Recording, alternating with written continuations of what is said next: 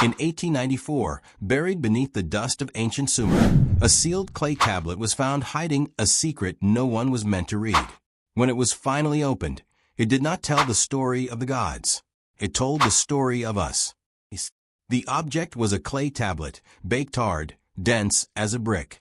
But it was wrong. The size was wrong. The shape was wrong. And when he held it up to the light, he could feel something inside it. It was an envelope tablet. The Sumerians made these. They would write an outer message on a clay shell, then seal a second tablet inside. Hidden like a letter inside an envelope made of stone. The outer surface of this one held a temple inventory, sheep counts, barley measurements, the kind of ordinary records that no one would think twice about. Whoever made it wanted exactly that reaction. They wanted the tablet to be ignored.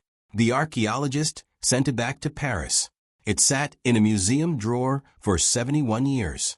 And in 1965, a curator finally broke it open. What was inside was not an inventory. It was not a list of sheep. It was not anything the Sumerians were supposed to be writing. It was 12 numbered passages. Each one began with the same opening phrase, which translates roughly to the work of the Lord of the Secret Waters. The Lord of the Secret Waters has a name. His name is Enki. And the 12 passages describe something Enki did to early humanity that he never told the rest of his council about. They describe an experiment, the last one he ran, before they caught him. And in the final passage, the tablet says what happened to the humans he experimented on, which would be interesting on its own, except for one special detail hidden in the closing line. According to the tablet, we are their descendants, not their cousins, not their distant relatives, their direct line. The ones still carrying what he gave them, even if we have no idea what it is or what it was meant to do.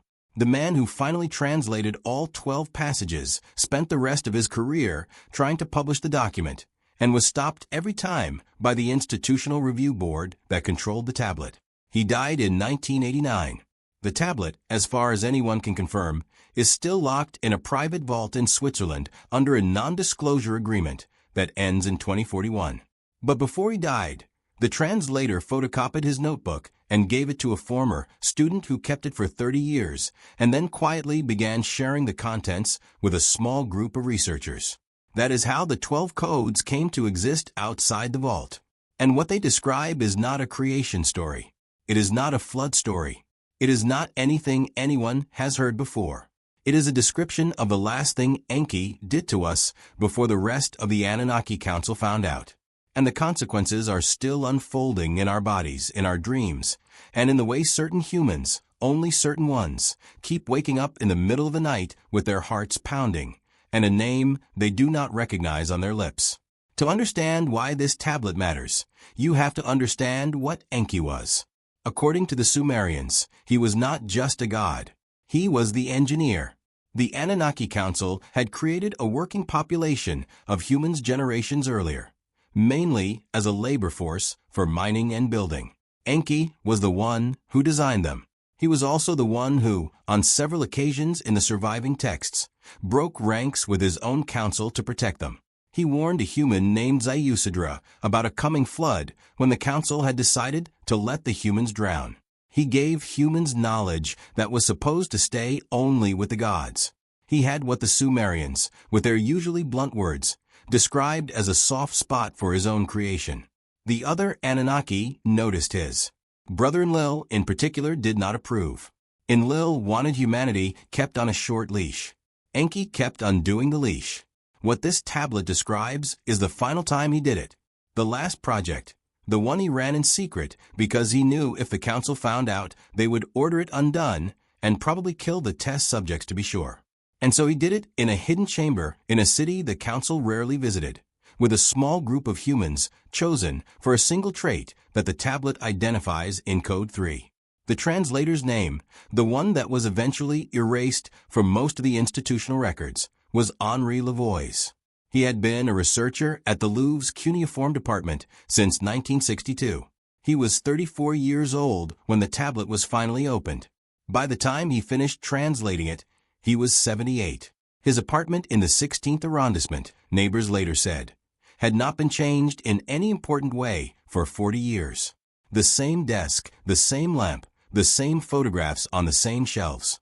The only thing that changed was the stack of notebooks on the desk, which grew year after year as he worked his way through the 12 passages one by one, refusing to publish anything until he understood all of them. He never married. He had no children. He left everything, including the notebooks, to a former student named Margot, who had worked under him in the early 1980s and who, by the time he died, had moved to Geneva and stopped replying to academic letters. And before we go further, I need to pause for a second because what I'm about to tell you gets much darker. And I realized a while ago that some of this cannot be fully explained in a video format. The complete decoding of all 12 codes, the tablet numbers, the translated passages, the astronomical date they gave down to the degree. I put it all into a written document. It's linked below, and the QR code is on your screen. Now let's continue. Code 1 identifies the location. It does not name the city directly. Instead, it gives a coordinate based on the position of a certain star against the horizon at sunrise on a certain day of the Sumerian calendar. When researchers ran the astronomical math backward, the coordinate pointed to a spot about 8 kilometers outside the ruins of Eridu, which the Sumerians considered Enki's main city. The point is not on the surface. The tablet gives a depth of about 30 m underground, below the water table, in a chamber that, according to the passage, was carved out of bedrock by a method the scribe describes as the cutting that does not heat the stone. That phrase has been argued over for decades. It is the kind of detail that, when you sit with it, starts to feel less like a metaphor and more like a description of something the Sumerians truly could not explain. Code 2 describes the subject group, 200 humans, chosen from a much larger population. The tablet does not say what the larger population was, but it was likely the working population of Eridu in the tens of thousands at that time. The 200 were chosen.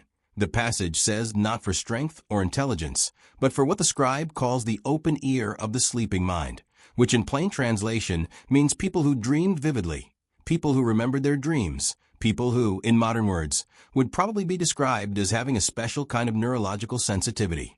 Enki was looking for receptive subjects, not strong ones, not smart ones, receptive. Code 3 is where the experiment begins. The passage describes what Enki did to the 200. It uses the word that gets translated as modification, but the root meaning is more exact than that. It carries the sense of adding something rather than changing something. He did not change what was already in them. He added a second layer. The passage describes it as the second strand woven into the first, so the first might hear what was not spoken. Genetic researchers who have looked at this passage have noted that the language is strangely close to a description of putting additional genetic material into an existing organism. Whether the Sumerians could have understood that idea on their own is a question that has no good answer. But the description is there in clay dated to roughly 2400 BC. Code 4 describes the first effect. After the modification, the 200 began to dream differently, not just vividly. More exactly, they began to dream of places they had never been in details they could not have invented. They dreamed of rooms inside structures none of them had ever entered. They dreamed of faces of people none of them had ever met. And most important, they began to dream the same things. Not similar things, the same things. 2 subjects sleeping in different parts of the chamber would wake with identical dreams. The same room, the same face, the same words spoken in the dream. Code 5 describes what happened when they were awake. The dreams began to leak. The 200 began to hear, while awake, a quiet voice that none of them recognized as their own. The passage does not say the voice was Enki's. It says the voice came from the place where Enki had laid his hand, which suggests Enki had installed a channel, a line of communication that did not require him to be there for it to work. The voice told them practical things at first, like where to walk to avoid a snake, which water to drink, which person was lying. The 200 began very quickly to do better than their peers. They lived longer. They lost fewer children.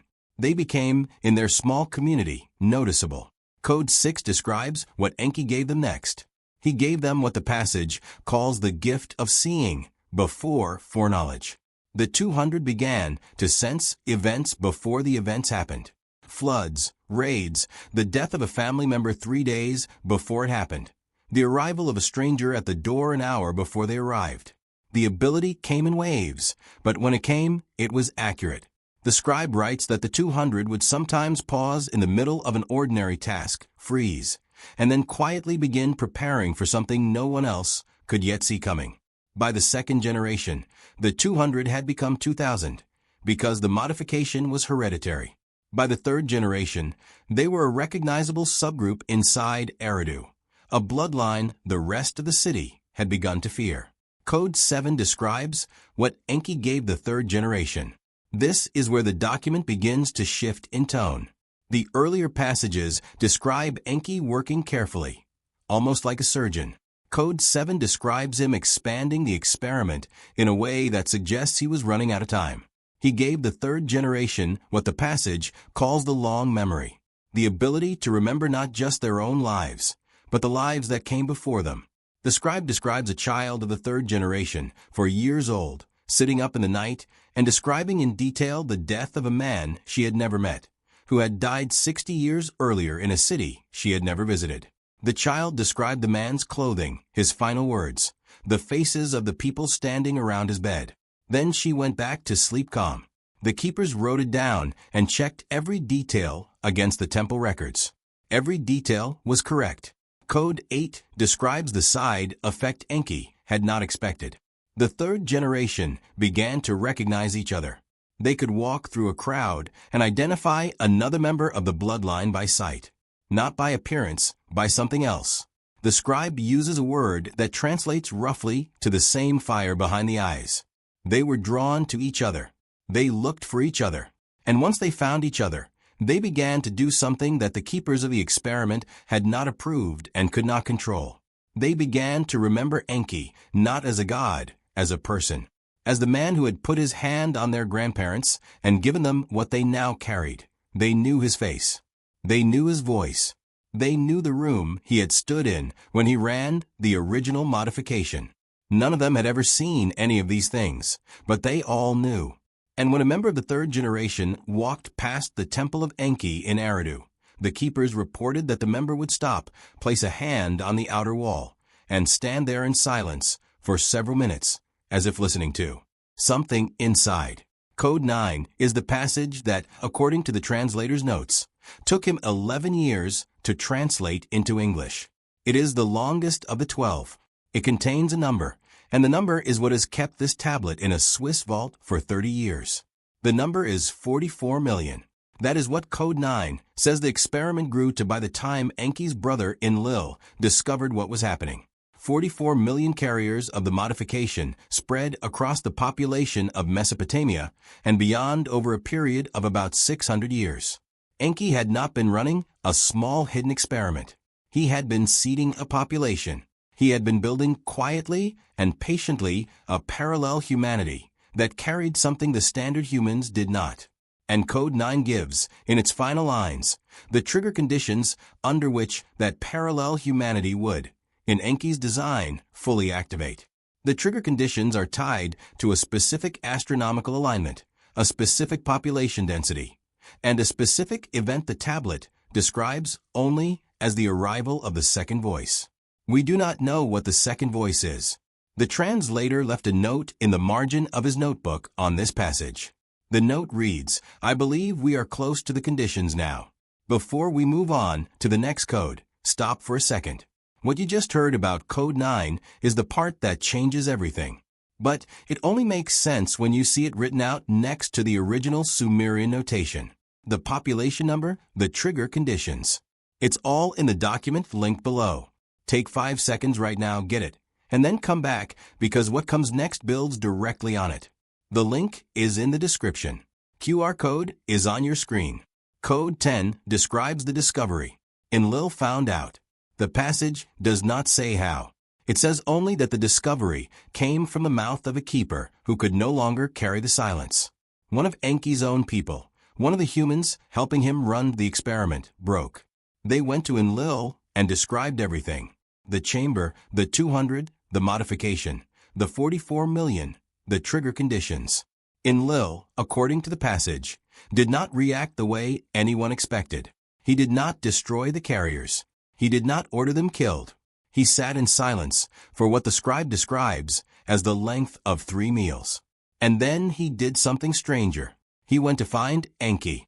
Code 11 describes the meeting between the brothers. They met, the passage says, on neutral ground in a chamber neither of them controlled, with no witnesses except the scribe, who later wrote the passage down. We do not know how the scribe was present. The conversation is not repeated in detail. The passage gives only the result. Enlil did not order the experiment reversed. Enlil did not order the carriers destroyed.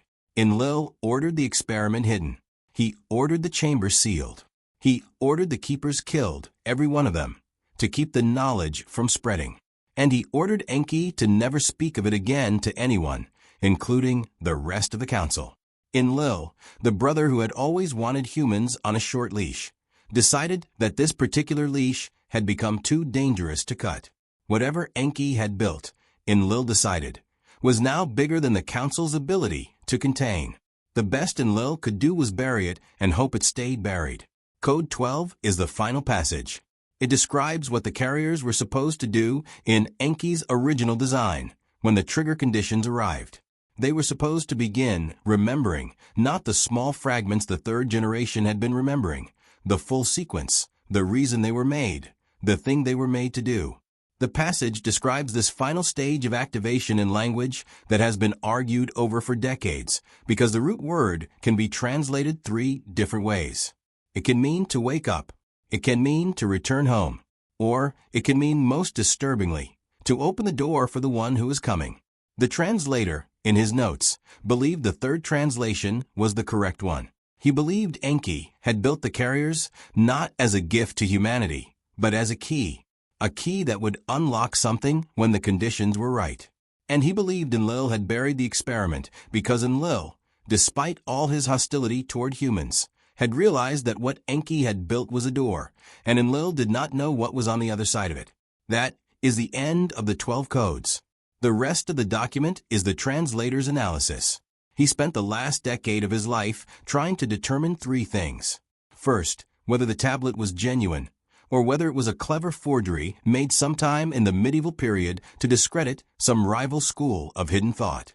Second, if it was genuine, whether the experiment described in it had any continuing reality, or whether it was a piece of mythology dressed up as a technical document. And third, if the experiment was real, whether the trigger conditions Enki had specified were anywhere close to being met in the present day. On the first question, the translator concluded the tablet was genuine. The clay was tested. The cuneiform style was consistent with the late Sumerian period. The internal grammar was old in exactly the ways it should have been if it had been written, when the outer envelope claimed it was written. No forger from any period would have made the grammar that precise. On the second question, he concluded the experiment had a basis in something real, though he could not say with confidence what that real thing was. He noted in his journal that the bloodline description in Code 8 matched with surprising accuracy the genetic markers found in a specific haplogroup that emerged in the ancient Near East around the right historical period and spread outward from there into Europe, Central Asia, and beyond. The haplogroup carries no known dramatic physical effects, but it is present today in roughly 500 million people worldwide. The translator did not believe in coincidences of that size. On the third question, he was less certain. He noted that the astronomical alignment specified in Code 9 matched a pattern of stars and planets that happens only once every several thousand years. The next occurrence, according to his calculations, falls in the present century. He did not give the exact year in his notes. He wrote only that the conditions were approaching and approaching faster than I expected. He also noted the population density requirement. 8 billion humans broadly spread across the planet, with enough carriers to allow the second voice to be heard across the distributed network of the bloodline. He observed in his final journal entry that humanity had crossed 8 billion in 2022. He observed that the astronomical window opens within the present century. He observed that he did not know what the second voice was, but that he suspected we would find out soon, and that the carriers, the ones who had been waking up in the middle of the night with names they did not recognize on their lips, were the early warning system. The translator died in 1989. He did not get to see the population cross 8 billion. He did not get to see the astronomical window open. He did not get to find out what the second voice was. But his student, the one who shared the document 30 years later, included a note of her own at the end of the file. The note is brief. It reads, "I have in the last 6 months been contacted by 17 people who have described to me, without prompting, dreams that match Code 6 in specific detail. None of them have read the document. None of them know each other. I do not know what this means, but the rate of contact is increasing." The student's note continues for several paragraphs beyond what most of the circulating copies contain. In the longer version, she describes the 17 contacts in more detail. They came from 9 countries. They ranged in age from 12 to 73. None of them had any connection to each other, and none of them had any earlier interest in Sumerian texts or ancient astronaut theory. They had simply, in the last 6 months, begun having the same dream. The dream is always the same in its core elements. There is a room. The room has a low ceiling and walls made of something that looks like polished bronze. There is a figure standing at the far end of the room, his back turned. The figure is wearing what one contact described as the robe of someone who has been waiting a very long time. When the dreamer enters the room, the figure does not turn around. He speaks instead without facing them. The words are always different. The voice is always the same. And in every case, the dreamer wakes immediately after the figure finishes speaking, with the words still ringing in their ears, and with the absolute certainty that the figure was not a dream. The figure, the dreamers all insist, knew they were there. He had been expecting them, and he was not happy about how long they had taken to arrive. There is one final detail that the document does not address, but that several independent researchers have raised since. If Enki built the carriers as a key, and if Enlil sealed the chamber to keep the door closed, the question is not whether the door is opening now. The question is who is on the other side? Enki, in the passages, is described as having designed the experiment in partnership with someone. The Sumerian word for this partner is partly damaged in the inner tablet. The first half of the word is preserved. The second half is missing. The first half reads in transliteration "neen." There are several Sumerian deities whose names begin with that prefix. None of them are good candidates for the partner described. None of them, the translator wrote in his final note in the margin, fit the shape of what Enki was working with. He believed, based on context, that the partner was not on the council. He believed the partner was not Anunnaki at all. He believed the partner was something else, and that whatever it was had given Enki the design and asked him to place it in the population quietly, against the council's wishes, and that the trigger conditions were the agreed-upon moment when the door would open and the partner would arrive. The translator died before he could finish that line of reasoning. The tablet is in a vault.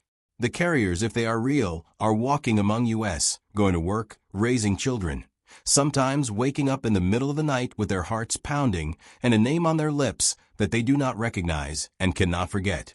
The astronomical window is open. The population has crossed the threshold. The keepers were killed 4,000 years ago to keep this knowledge from spreading. The brothers buried it together. And tonight, somewhere a child of the bloodline is going to sit up in bed at 3 o'clock in the morning, look at a corner of her bedroom that is empty, and ask her mother who the man is who keeps standing there. The mother will not see him, but the child will, because the child has the second strand.